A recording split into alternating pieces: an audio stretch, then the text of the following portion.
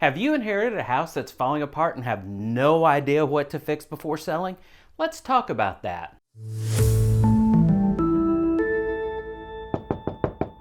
Here's what Georgia buyers actually want. You may be going through the probate process and there's a house involved, and chances are it hasn't been updated in years. Maybe the roof's older, the carpet smells, or the bathroom is stuck in 1972 and there's deferred maintenance everywhere. Now you're sitting there wondering, do I renovate this? Do I sell it as is? Am I going to lose money if I don't fix it up? And on top of all that, you're still going through the grieving process. Let's clear some things up. In Georgia, especially in the Atlanta metro area, the surrounding counties, there are typically 3 types of buyers for probate process, and each one wants something a little different. Most executors assume that buyers want fully renovated HGTV Pinterest perfect houses, and that's just not true. The first type is the retail buyer. This is your move-in ready crowd. They want a clean and functional with no major repairs, neutral paint, working HVAC system, and a roof with a little life left. They don't need luxury finishes. They might prefer upgrades, but they don't require them.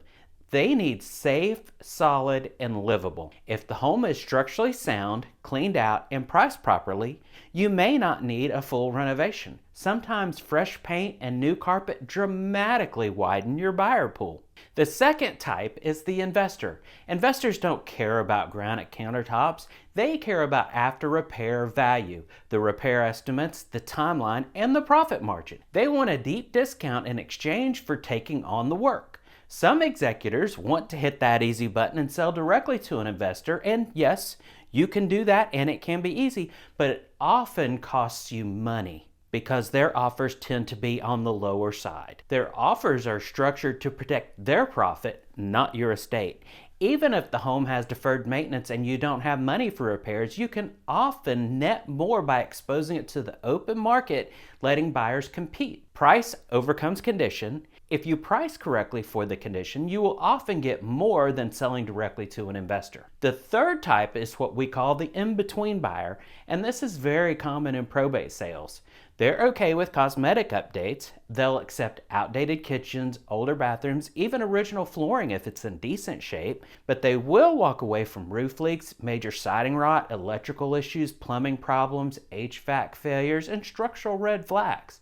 They don't want a full project house, but they're okay with dated. Let's talk about what you should fix if you can. Not everybody going through probate has access to extra cash, and that's okay. You can absolutely sell the home as is on the open market, but if you do have some funds available, focus on the safety issue and the obvious red flags. Things like missing handrails, a rotted deck, exposed wiring, structural concerns, siding damage, visible damage that should be addressed first. Basic cleaning and decluttering also go a very long way. You don't have to remove every heirloom immediately, but clear, clean countertops and remove boxes stacked in the corners make the house look very clean and fresh. Belongings can often be dispersed up to closing if needed, and you can hire a move manager. Basic curb appeal matters too. Trim the bushes, mow the yard, and pull the weeds. If the carpet smells, or if there are pet odors, or the walls are yellowed from smoke, replacing the carpet and doing some painting can dramatically increase your buyer pool and profit. On a smaller home, that investment can pay off quickly. What I don't generally like to recommend are the full kitchen remodels, luxury bathroom renovations, or high-end upgrades. Probate sales are about protecting the estate value, not winning design awards. Price still overcomes condition. The biggest mistakes I see administrators and executors make is that they either do nothing and undersell, or they do too much and over-renovate and overspend. Others get pulled into wholesaling or subject to strategies. While those can be legal strategies, they probably will not benefit the estate. The smart middle ground, if you can afford it, is a good strategy. What condition is the home in? Who's the likely buyer? And what does the local market support? That's a conversation we have with every seller. We put on our buyer hats and ask who this house is going to attract. Then we look at the competition. If you spend $10,000 to $12,000 on paint or carpet and it doesn't create about a $20,000 or $25,000 return, What is the point? That's where guidance matters. And that's why it's so important to work with someone who understands both probate and the real estate market. In Georgia specifically, timing also matters. Before selling, you need to know whether you have the letters testamentary or letters of administration. If you have letters of administration, you need to know whether you have the leave to sell waived, whether inventory is waived, and accounting, has it been waived, and whether or not a bond is required. Most wills waive these, but not always. If a leave to sell is not waived, you can still list the home. You just need to price and market it accordingly and find a potential buyer that's willing to wait for that process. I've seen leave to sell petitions take 30, 60, even 90 days or longer. If an estate doesn't have that extra cash, sometimes repairs just don't make sense.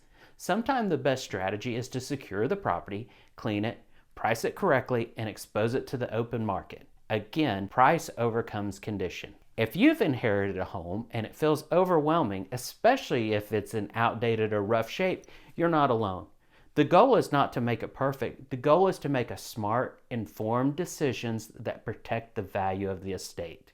If you want help evaluating your property in Georgia, reach out. And if we're not in your area, we'll connect you to someone who understands probate. There are nuances in this process, and you want an agent that understands them.